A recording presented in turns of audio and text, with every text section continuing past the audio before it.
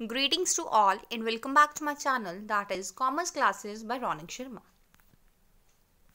In the previous lecture, we have discussed about the general advantages of audit,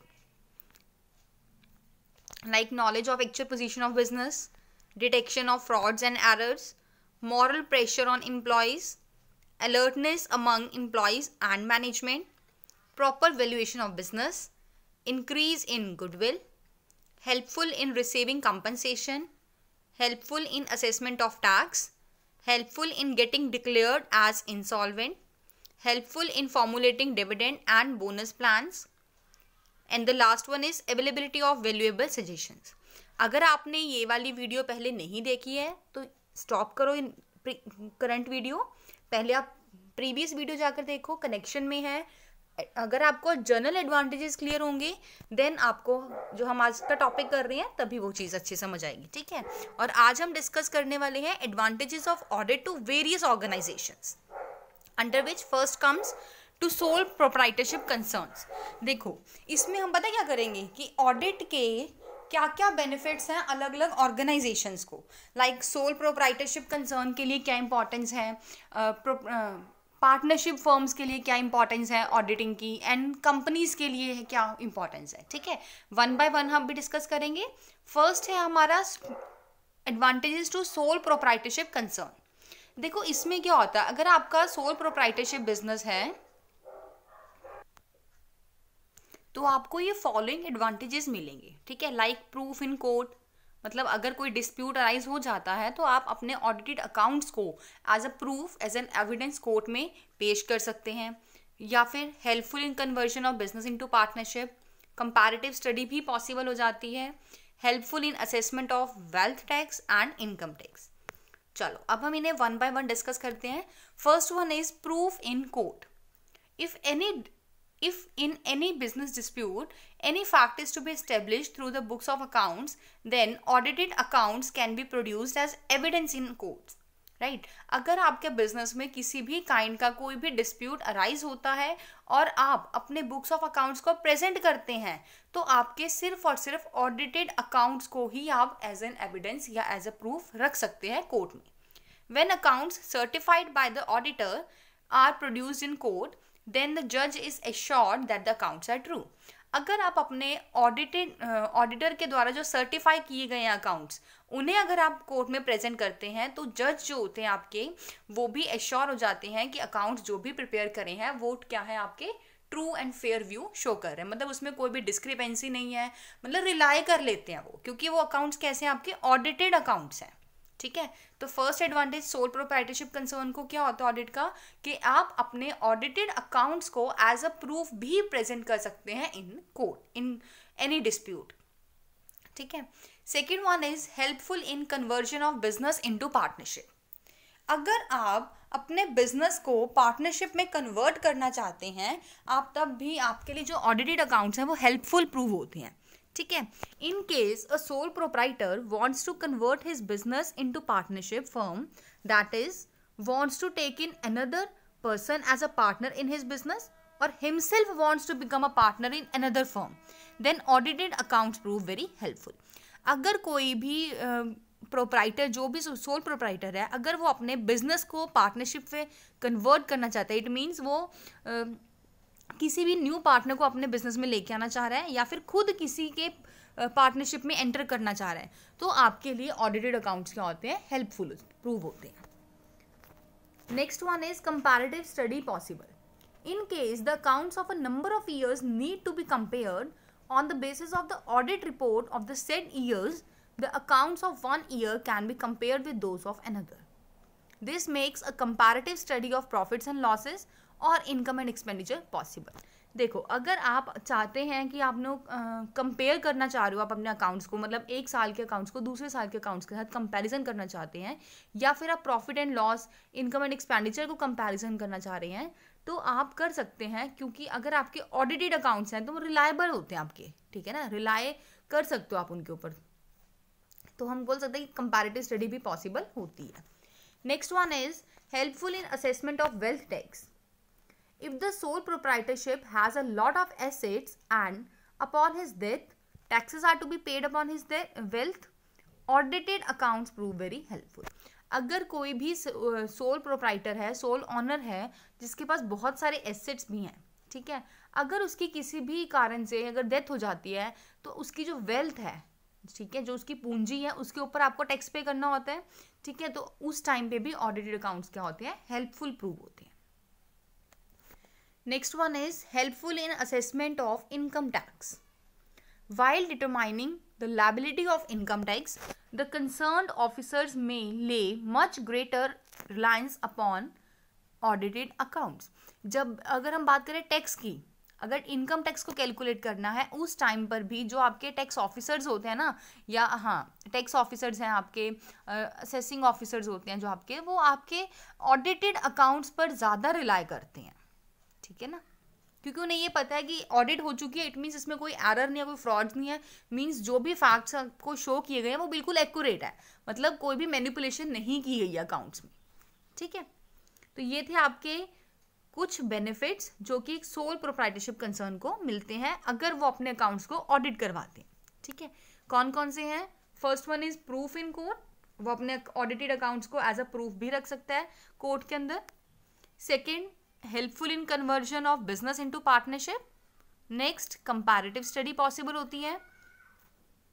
next, helpful in assessment of wealth tax, and the last one is helpful in assessment of income tax. Now advantages of auditing to a partnership firm. Partnership firm को क्या क्या benefits मिलते हैं अगर वो अपने accounts को क्या करवाते हैं, audit. First comes mutual confidence among parties. देखो, हमें पता है कि जो भी पार्टनरशिप क्या होती है, उसके अंदर बहुत सारे मतलब मेंबर्स होते हैं, पार्टनर्स होते हैं, ठीक है। सारे के सारे पार्टनर्स कभी भी पार्टिसिपेट नहीं कर पाते डे टू डे एक्टिविटीज़ में, ठीक है। तो चलो पार्टनर्स परफॉर्म कर रहे हैं, एक्टिव पार्टिसिपेट कर रहे हैं, उन्हें तो कोई प्रॉब्लम नहीं है क्योंकि उन्हें पता है कि हमारे बिजनेस में क्या चल रहा है। बट कोई ऐसा पार्टनर जो कि एक्टिवली पार्टिसिपेट नहीं कर रहा, उसके लिए ऑडिटिंग करवाना बहुत इंपॉर्टेंट हो जाता है।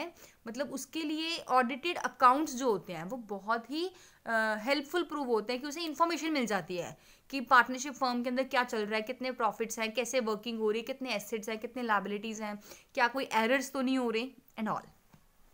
चलो देखो, normally all the partners do not participate in the day to day running of the business of the firm. If the accounts of the partnership firm have been audited, it helps in building mutual confidence among the partners. अगर आपके firm, जो भी partnership firm है, वो अपने accounts को audited करवा लेती है, ऑडिट, ठीक है, फ्रॉम द ऑथोराइज्ड ऑडिटर, तो वो हेल्प करता है कि म्यूचुअल कॉन्फिडेंस डेवलप कर देता है among all the partners. In case the firm also has sleeping partners. देखो, अगर आपके फर्म के पास स्लीपिंग पार्टनर है, ठीक है, अगर आपके फर्म के अंदर कोई ऐसा पार्टनर है जो स्लीपिंग पार्टनर है, ठीक है, the audit of accounts of the firm becomes even more necessary. तो उस केस में आपको अपने अकाउंट्स को ऑडिट करवाना बहुत ही ज़्यादा इंपॉर्टेंट हो जाता है, since the sleeping partners do not have complete information about the business of the firm. क्यों ऐसा? क्योंकि जो आपका स्लीपिंग पार्टनर होता है उसको कंप्लीट नॉलेज नहीं होती। क्यों? क्योंकि वो एक्टिवली पार्टिसिपेट नहीं करता आपके जो भी अफेयर्स हो रहे हैं बिजनेस के।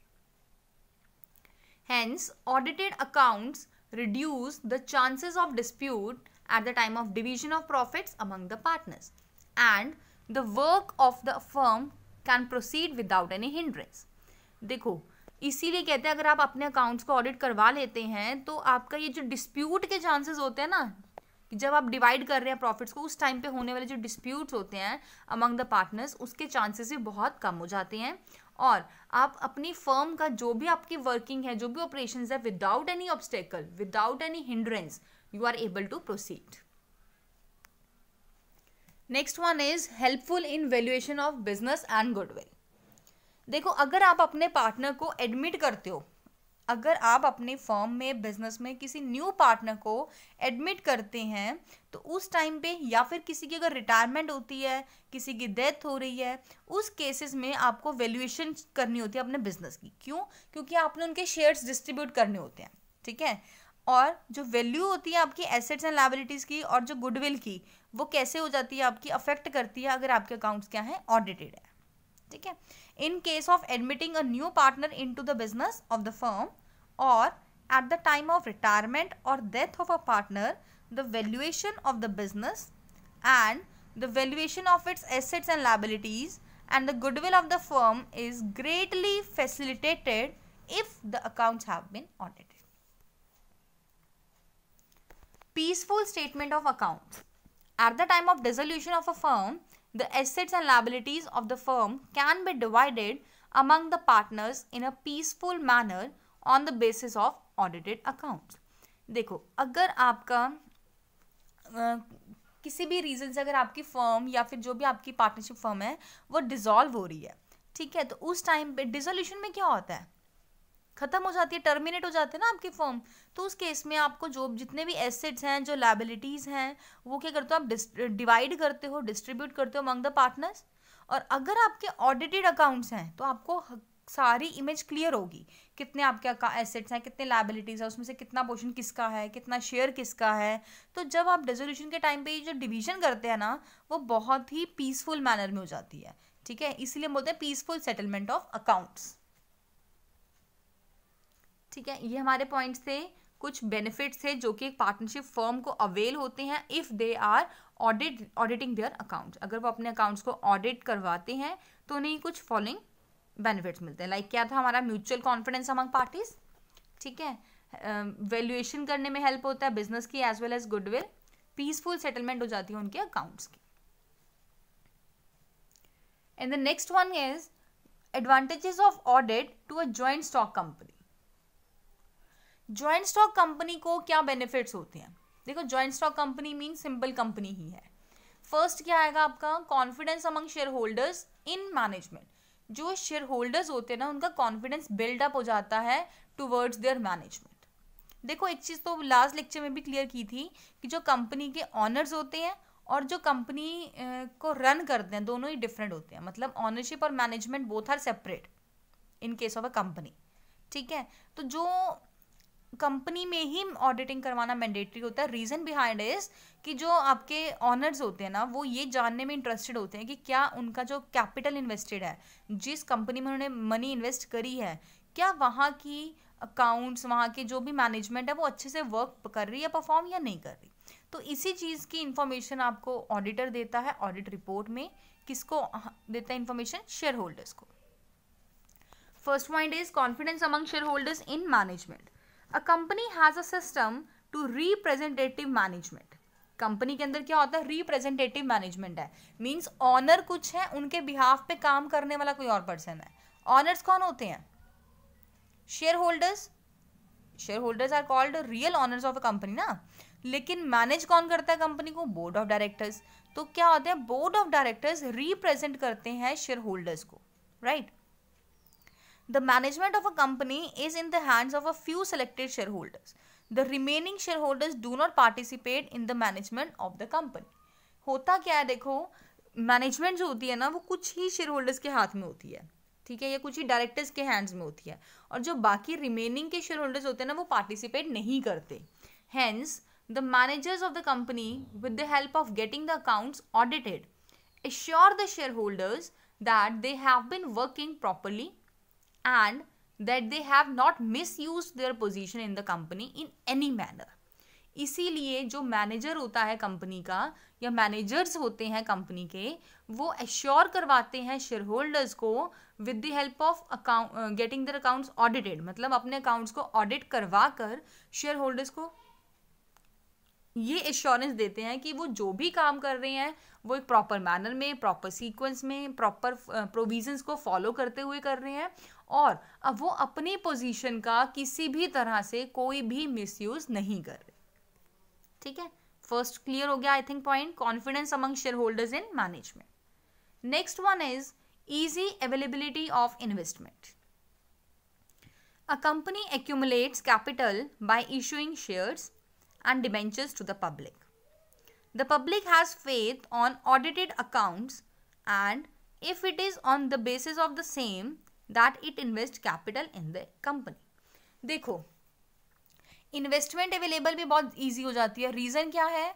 कंपनी अपना जो कैपिटल है वो कैसे इशू करती है? शेयर्स या डिबेंचर्स के थ्रू, फ्रॉम द पब्लिक करती है, राइट. और पब्लिक तभी आपकी कंपनी में इन्वेस्ट करने में इंटरेस्टेड होती है अगर उन्हें ये पता हो कि उनकी प्रॉफिटेबिलिटी फॉर श्योर है, उन्हें कोई लॉसेस नहीं होंगे, ठीक है, मतलब उनकी जो मार्केटेबिलिटी है, मार्केट वैल्यू है, मार्केट वैल्यू पर शेयर होगा वो राइज होगा, ठीक है। और ये कभी तभी पॉसिबल है जब आपके कंपनी के जो अकाउंट्स हैं वो ऑडिट हो, ताकि उन्हें एश्योरेंस हो जाए कि कंपनी क्या है, प्रॉफिट मेकिंग कंपनी है, ठीक है।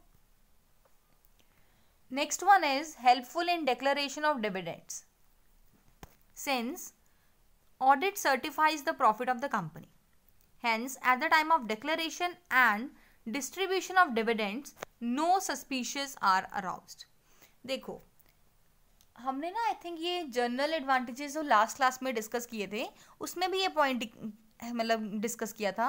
क्या कहते हैं कि अगर आप अपने ऑडिट करवा लेते हैं अकाउंट्स को, तो ऑडिट क्या सर्टिफाई करता है कि कंपनी के कितने कितने प्रॉफिट्स हैं, कितने लॉसेस हैं, तो अकॉर्डिंगली आप कैपेबल बन जाते हैं ये डिसीजन लेने के लिए कि आपको कितना डिविडेंड डिक्लेयर करना है, डिविडेंड कैसे डिस्ट्रीब्यूट करना है।